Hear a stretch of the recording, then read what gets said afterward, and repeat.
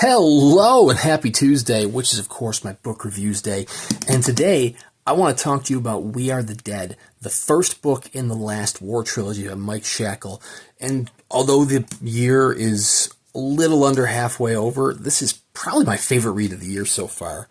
Holy crap. Do you like GrimDark fantasy? If you do, you need to read this. Do you like Joe Abercrombie? If you do, you need to read this. Do you like Mark Lawrence? If you do, you need to read this. This is just a love letter to GrimDark, and it is so exceptionally well done. Wow, what a power... And this is his first novel. What a powerful debut. This is the hardcover edition from Broken Binding. I will talk more about that after the book itself, but let's talk about the book proper. The title, We Are the Dead, comes from the prayer of the Shulka. We are the dead who stand in the light, and so on. You can read that there. The Shulka being the elite warriors who protect the country of the nation of Jaya from those Egral savages up north. There's a lot of tropes to very fantasy tropes within this novel, but they're all done to perfection. So this is not a novel of fending off the Egral from Egress up north, because the opening chapters you will very quickly learn that they were mistaken about the Egral. They are not a bunch of savages who can't, band together. They actually have structure to them. They have an emperor that is bringing them together, and the Egral invade the nation of Jaya with a fervor. Jaya immediately falls. Like, the elite soldiers are not able to put up much defense, and they are quickly slaughtered. But this is not a novel of them losing to the Egral. This is a novel of 6 months later. 6 months later, has these main characters all get entangled within a plot to try and save Jaya from their invaders who have already taken over the nation. Much like George R. R. Martin, you're going to have, or much like even Joe Abercrombie, you are going to have multiple point of view characters here, bouncing from chapter to chapter. I'm going to give you a quick rundown of those characters. As you might be able to tell from the cover, these are not your traditional heroes, but they're going to give it their best shot. First up, we have Tinnstra. She is the daughter from a prestigious military family. There is a lot of weight on her shoulders to live up to her family's reputation, except for one little problem.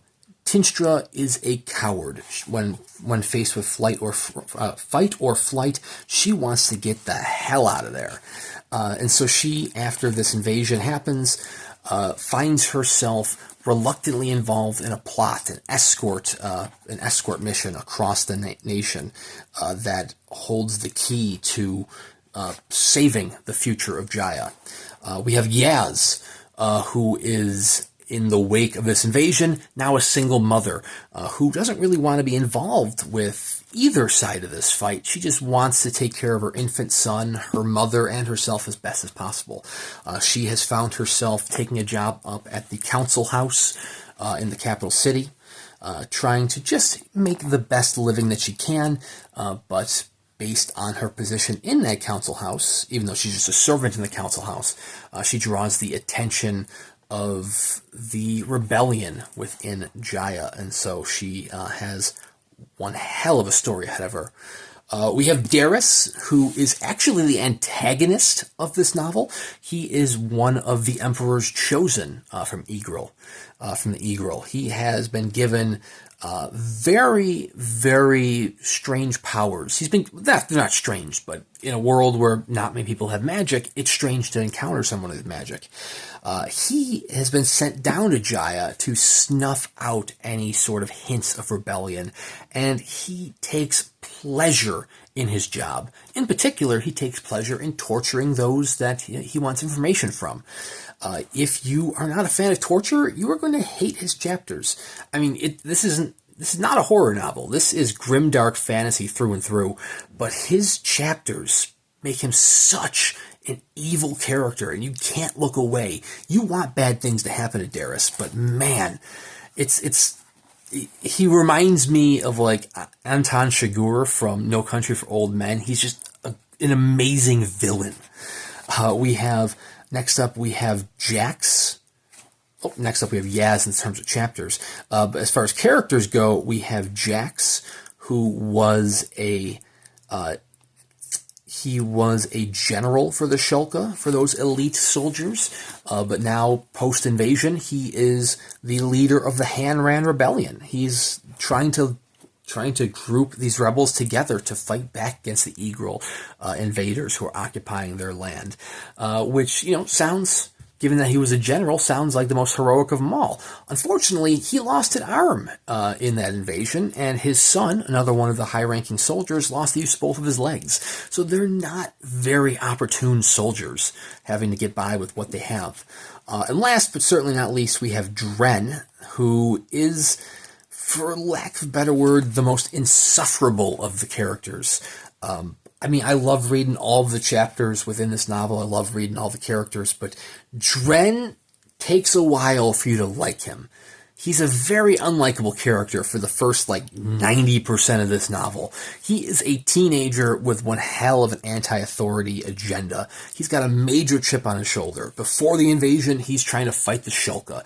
After the invasion, he's trying to fight the Eagle.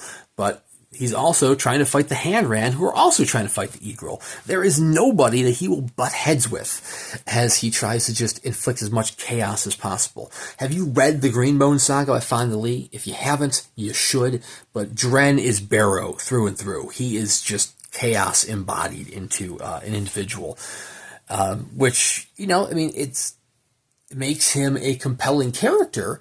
But until you get to those strong characterizations in the end where you start to actually feel bad for him, he's just an insufferable character up to that point.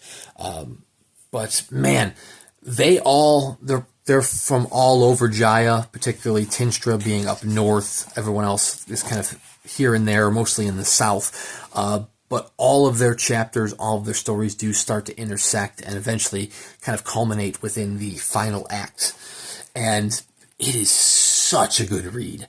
Yes, it is a fantasy realm, but you are going to have your invading armies, you're going to have magic, you're going to have mythical monsters in the forms of demons that the Eagle have summoned, and over the course of these 7.5, 8 days that this novel depicts, it is one hell of a roller coaster ride. You're going from twist and turn, battle to battle, hardship to hardship, and even in the slower moments, you are tense or on edge. You're wanting to learn more about these characters. They all have incredible story arcs within. Tinnstra, like I said, Tinnstra might be a little hard to read in the early chapters just because she is so overbearingly she's very overbearing with her self-pity, knowing that she's a coward. And Dren, as I said, is a little bit of an annoying character early on.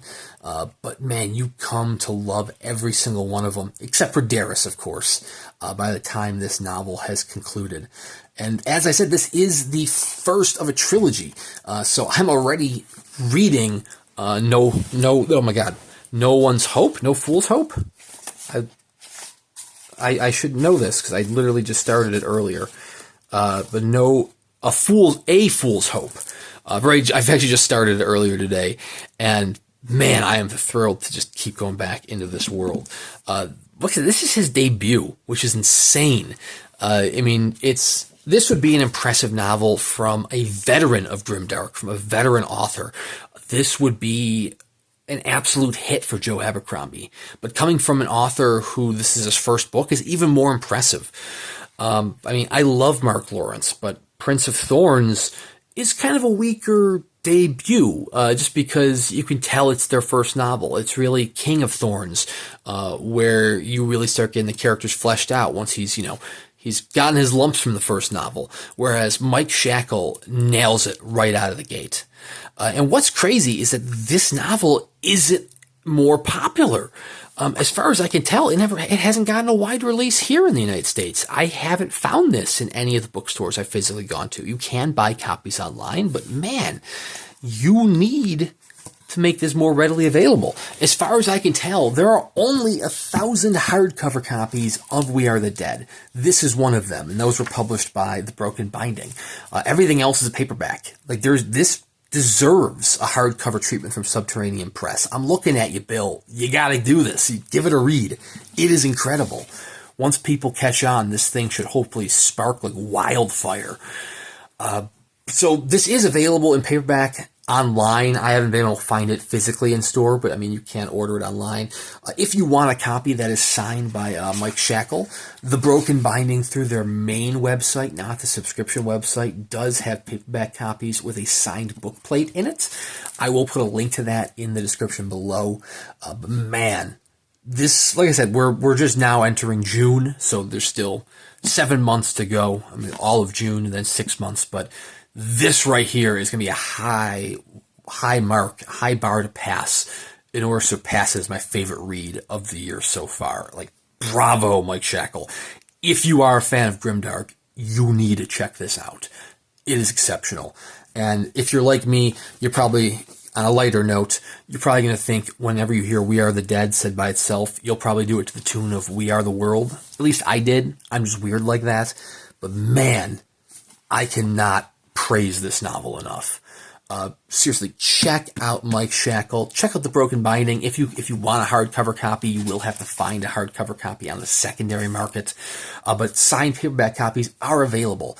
Unsigned paperback copies are available as well if you just want a copy to read, which you should. If you're a fantasy fan, you need to check out We Are the Dead. I will do book reviews for the second and third title. I'll keep them spoiler free. I don't know if it'll be next week for the second title because I just started it, so it'll probably be the week after that. But, you know, please subscribe to the channel. I do book reviews on Tuesdays and plenty of unboxing videos in between there. So there's lots of stuff for you to check out. So thank you guys very much for watching, and we'll see you around next time.